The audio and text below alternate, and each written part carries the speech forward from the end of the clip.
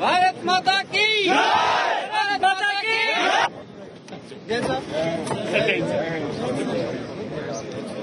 Sir जय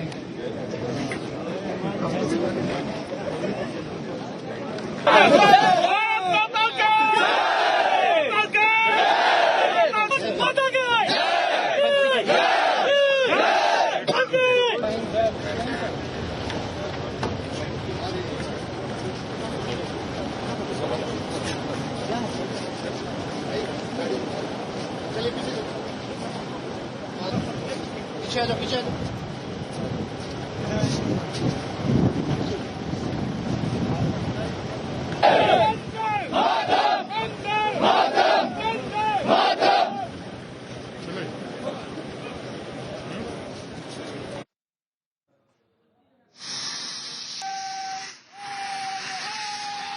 ಶ್ರೀನಗರ ಏರ್ಬೇಸ್ಗೆ ರಕ್ಷಣಾ ಸಚಿವ ರಾಜನಾಥ್ ಸಿಂಗ್ ಭೇಟಿ ಕೊಟ್ಟಿರುವಂತಹ ದೃಶ್ಯಗಳನ್ನ ನೋಡ್ತಾ ಇದ್ರಿ. ಅದೆಷ್ಟು ಸ್ಫೂರ್ತಿ, ಅದೆಷ್ಟು ಪ್ರೇರಣೆ ಸೈನಿಕರು ಪಡ್ಕೊಳ್ತಾ ಇದ್ದಾರೆ.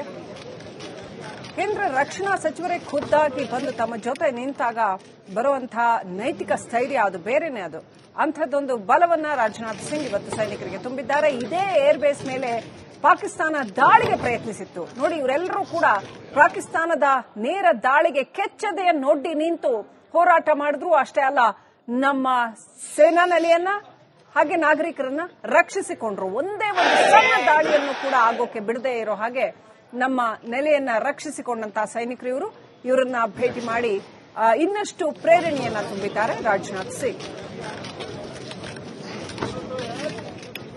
ನಮ್ಮದು ಎಸಿ ರೂಮ್ ಡಿಸಿಷನ್ಸ್ ಅಲ್ಲ, ನಮ್ದು ಆನ್ ಗ್ರೌಂಡ್ ಏನ್ ನಡೀತಾ ಇದೆ ಅದರ ಆಧಾರದ ಮೇಲೆ ತಗೊಳ್ಳುವಂತಹ ಡಿಸಿಷನ್ ಅನ್ನುವಂಥದ್ದನ್ನ ಸರ್ಕಾರ ಮತ್ತೊಮ್ಮೆ ಪ್ರೂವ್ ಮಾಡಿದೆ. ಇದರ ಮುಖಾಂತರ ಕೇಂದ್ರ ಸರ್ಕಾರ ಹೇಳ್ತಾ ಇದೆ, ನಿಮ್ ಜೊತೆ ನಾವಿದ್ದೇವೆ. ಸೈನಿಕರು ಒಂಟಿ ಅಲ್ಲ, ಸೈನಿಕರ ಜೊತೆ ದೇಶದ 150 ಕೋಟಿ ಜನ ಇದ್ದಾರೆ. ಅವ್ರ ಜೊತೆ ಕೇಂದ್ರ ಸರ್ಕಾರ ಸುಭದ್ರವಾಗಿ ನಿಂತಿದೆ ಸೈನಿಕರ ಬೆನ್ನಿಗೆ.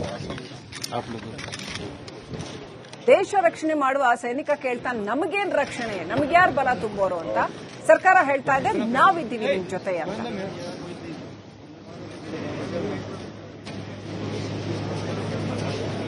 ಶ್ರೀನಗರ ಏರ್ಬೇಸ್ನಲ್ಲಿ ಸೈನ್ಯದ ವಿವಿಧ ಪಡೆಗಳನ್ನು ಭೇಟಿ ಮಾಡ್ತಾ ಇದ್ದಾರೆ ರಾಜನಾಥ್ ಸಿಂಗ್.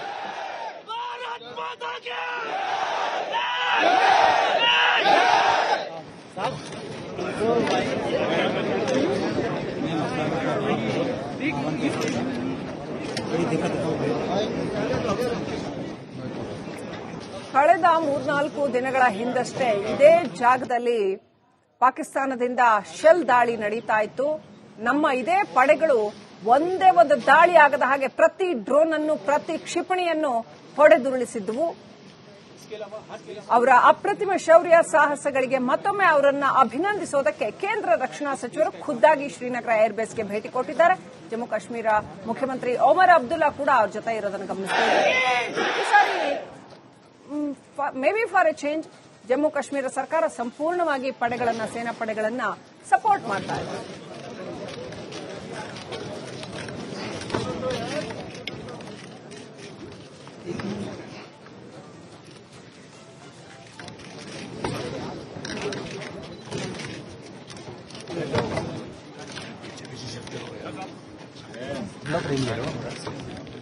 थोड़ा सा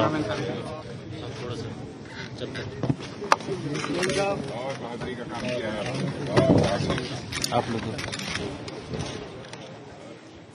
ಪಾಕ್ನ 100 ಡ್ರೋನ್ಗಳನ್ನ ಹೊಡೆದುರುಳಿಸಿದ, 100 ಶೆಲ್ ದಾಳಿಗಳನ್ನ ತಡೆದ, 100 ಕ್ಷಿಪಣಿ ದಾಳಿಗಳನ್ನ ಹಿಮ್ಮೆಟ್ಟಿಸಿದ ಧೀರ ವೀರ ಯೋಧರಿಗೆ ರಕ್ಷಣಾ ಸಚಿವ ಖುದ್ದಾಗಿ ಆಗಮಿಸಿ ಸಲಾಂ ಹೇಳ್ತಾ ಇದ್ದಾರೆ. ಅವರನ್ನ ಭೇಟಿ ಮಾಡಿ ಸ್ಫೂರ್ತಿ ತುಂಬುತ್ತಾ ಇದ್ದಾರೆ. ಶ್ರೀನಗರದಲ್ಲಿ ಇವತ್ತು ಇದೇ ಜಾಗದಲ್ಲಿ ನೋಡಿ, ಸೀಸ್ಫೈರ್ಗೂ ಮುಂಚೆ ಈಗಲೂ ಕೂಡ ಹೈ ಅಲರ್ಟ್ ನಲ್ಲೇ ಇದೆ ಶ್ರೀನಗರದಲ್ಲಿ ಪಡೆಗಳು.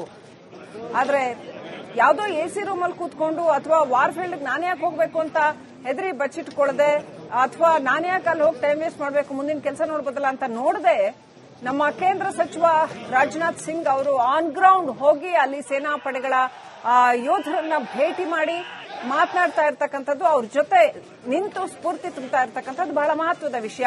ಮೋಸ್ಟ್ಲಿ ಎಲ್ಲ ನಾಯಕರು ಕೂಡ ಇದನ್ನ ಮಾಡಬೇಕು. ಸೇನಾ ಪಡೆಗಳ ಜೊತೆ ನಾವಿದ್ದೇವೆ ಅನ್ನುವಂಥದ್ದನ್ನ ಮತ್ತೆ ಮತ್ತೆ ಖಚಿತಪಡಿಸಬೇಕು.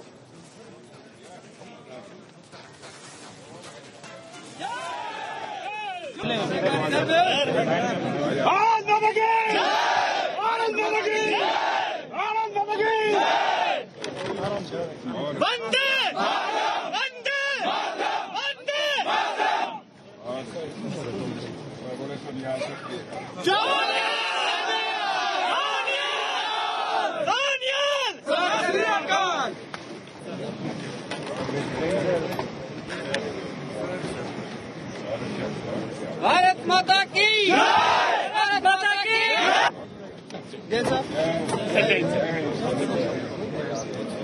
सर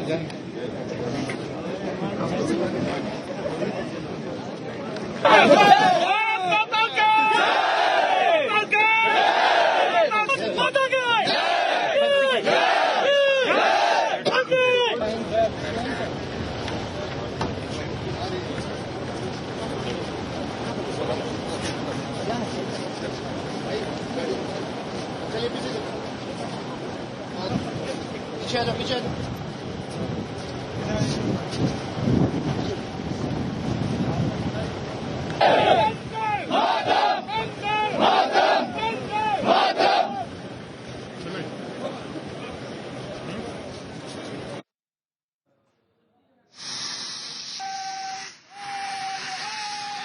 ಶ್ರೀನಗರ ಏರ್ಬೇಸ್ಗೆ ರಕ್ಷಣಾ ಸಚಿವ ರಾಜನಾಥ್ ಸಿಂಗ್ ಭೇಟಿ ಕೊಟ್ಟಿರುವಂತಹ ದೃಶ್ಯಗಳನ್ನ ನೋಡ್ತಾ ಇದ್ದೀರಿ.